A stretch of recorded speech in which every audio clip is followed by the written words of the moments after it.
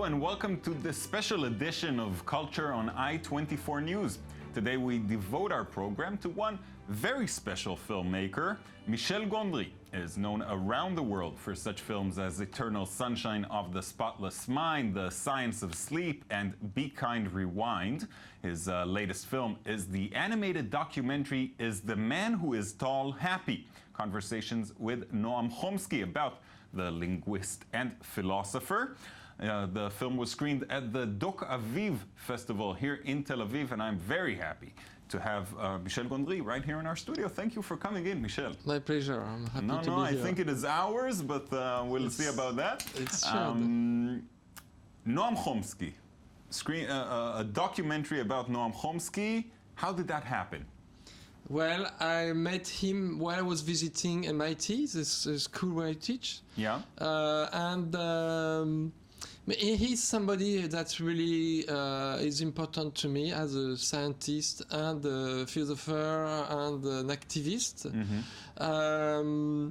I had the opportunity to talk with him, and I thought that it was my ambition even before I met with him to do a animated documentary about science.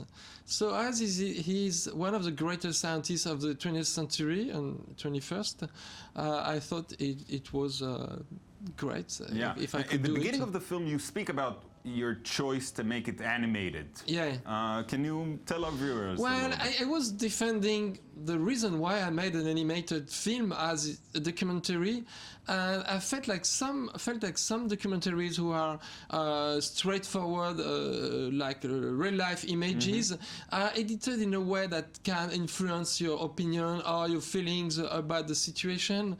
And I felt like animation could not do that because you're being reminded that you're watching something subjective. Yeah. So that was my point. It doesn't mean like all documentaries should be animated, of course. So let's take a look at a short clip from the trailer and come back. Okay. Why should we take it to be obvious that if I let go of a ball, it goes down and not up? Learning comes from asking, why do things work like that? Why not some other way? The world is a very puzzling place. If you're not willing to be puzzled, you just become a replica of someone else's mind. Visual experience is just stimulations of the retina, but we impose an extremely rich interpretation of it. We see the world in terms of trees and dogs and rivers and so on. But then the question is, well, what are those concepts? People are just not satisfied to think, I go from dust to dust and there's no meaning to my life. Very nice. Weren't you a little worried, though, that the animation would take the viewer's attention away from the content, from the Chomsky's ideas, or vice versa? Yeah, it might have been, and I wanted to animate the conversation, so I didn't think of what the reaction of the audience would be. I didn't even know that the audience would ever see it. Okay, and it turned out that quite a few people are seeing it. Yeah, so far it's been doing well. It's a scientific documentary. Really. Yeah, mostly, yes. Zero politics. Well, I think there is politics. I think when you talk about education, it is political. I think education is what gets people to think a certain way and agree, and eventually agree or disagree with their government. So this is a political element. Of course, I didn't go too much into controversial politics. Yeah. Well, first of all, it was a scientific documentary, and you can really see a lot of his political views on the internet. There's enough of that out there. Yes, and actually there are few countries, as many countries, where people don't have access to his science because of his political statements. Right. And I wanted to change that a bit. What did he think about the finished product? He liked it. He never complained that it was not so political. He was actually pretty touched that I talk about his wife, his late wife, and he liked the scientific inquiry and my naivety in some ways. You mentioned that you speak to him a lot about the education, about how he was raised and how he educated his children. Yeah. You're also a father. How did were you looking for tips, or were you? Well, my son is 20 years old, so it's too late. Him? I think I let go a lot of things. I just focus on some principle of respect. I see. Very important. One last thing, you made an autobiographical documentary called "I've Been 12 Forever." Yeah, quite a while ago. I didn't direct it.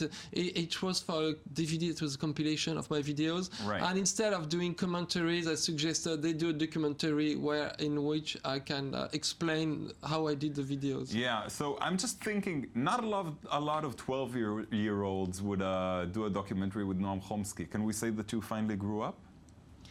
I don't think so. I was hoping I would grow up for a reason of anguish, with death and getting old, but I don't feel I'm Not getting yet. any older or wiser. Good. We like it that way. All right, let's keep going. Let's watch a clip from Eternal Sunshine of the Spotless Mind and come back.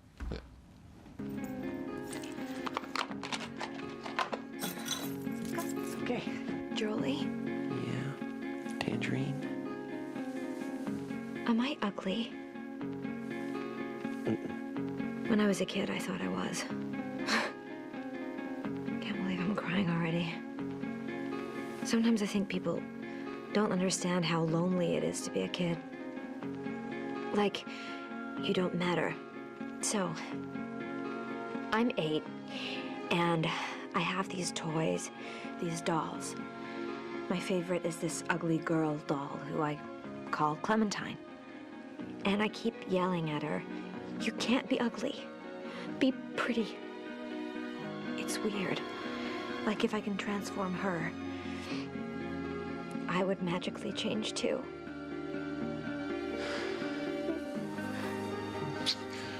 You're pretty. Jolie, don't ever leave me. Pretty. Zwiak. Please let me keep this memory. Just this one. I don't want to hold your hand. Come on. Truly wonderful film, really heart-wrenching. You've collaborated with Charlie Kaufman twice in the beginning of your, when you made the switch to feature films. Mm-hmm. How has that shaped your work? I had tried to find a screenplay I could direct for years, until Spike Jonze, who's another director, a friend of mine, let me read the screenplay he was working on, which was from Charlie Kaufman, and that was being John Malkovich. I thought that screenplay were horrible until I read this one, and I realized screenplay can be great. So I asked me to introduce me to Charlie. And we started to work on this concept for Eternal Sunshine. And meanwhile, because it took him 2 years to write it, I think, or 1 year, Wow. he asked me to direct, or I asked him to direct his previous screenplay, which was Human Nature. So we sort of practiced on Human Nature, and then we did Eternal Sunshine. You did good. That movie really holds a special place with lots of people. Does it stand out for you as well? Yes, but sometimes it's been 10 years it was done. And sometimes I feel, it's the only film I've done, because people come to me, always talk about talking this about that one one. first. I mean, some other people talk about other movies. But I guess he holds a place for people. Yeah. You made some Hollywood films as well, some big budget films, some smaller films in Europe. How is that different for you, the work?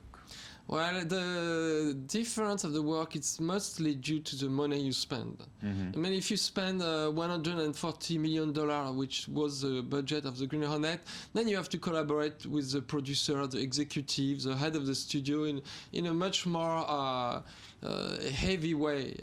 If you do a movie that's only $10 million or $5 million, which is already a lot of money, it's much more creative. So there's more freedom? There is more freedom, and you can express more of yourself. I see. And working in so many different genres, music videos, feature films, documentary films, is that you just prefer to why? Why do you do that, I guess? I don't know. I mean, I had no ambition of becoming a film director.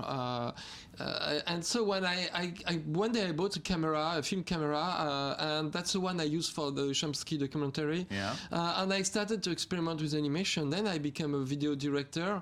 Then I tried to do a movie, and I had the luck to get to meet Charlie Kaufman.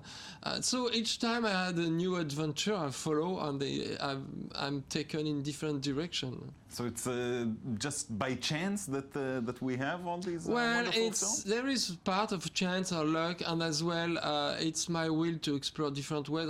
And many times I feel that I didn't really succeed in this genre, so I try something different to have better luck. Maybe you'll find something you're actually good at the end. Or at least I like. All right, let's keep going. Take a look at a video clip, Human Behavior, and talk about that.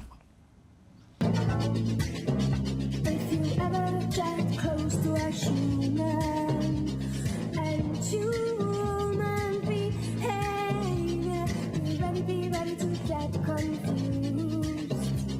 And me and my head after, there's definitely no logic to human behavior, but yet so irresistible.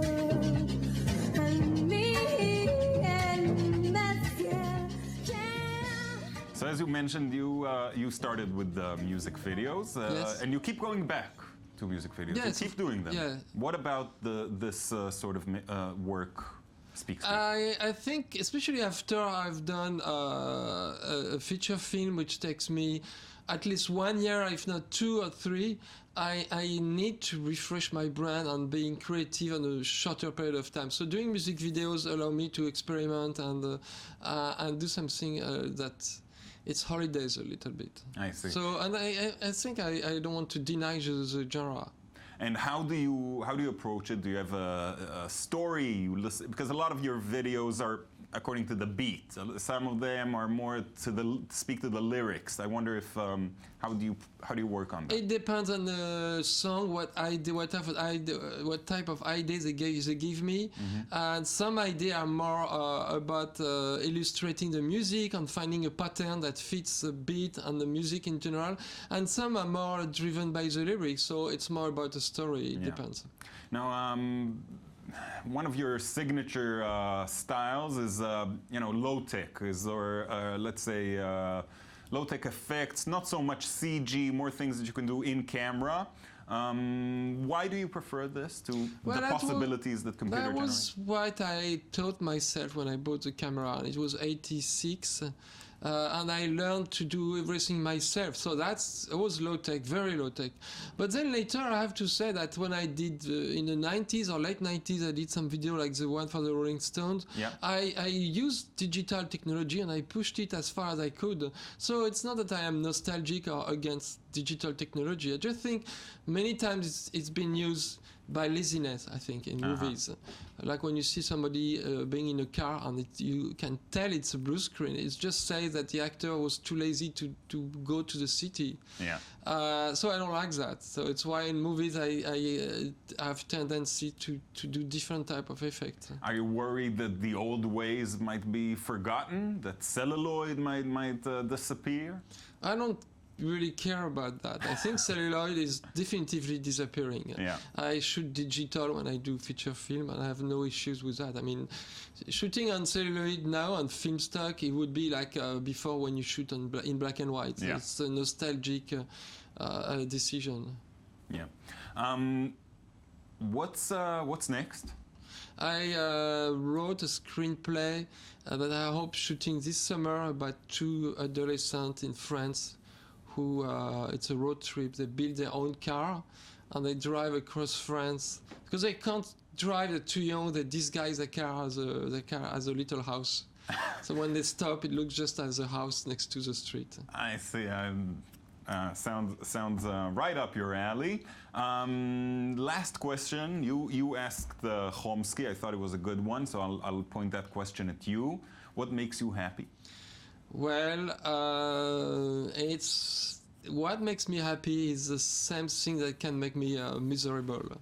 Relationships, and of course raising my son and having interaction with my son is something that makes me happy. I have the luck to visit a lot of countries through my work, which is great. I mean, I have a lot of reason to be happy, and sometimes when I'm not happy, I look at the reality of the world. I mean, a part of the world that I'm not experiencing, which is very difficult. Michel, thank you so much for coming in today and speaking to us. It was a pleasure. Thank you very much. That's it from us for today. I hope you enjoyed watching our show. Be sure to join us again for our next edition of Culture here on I-24 News.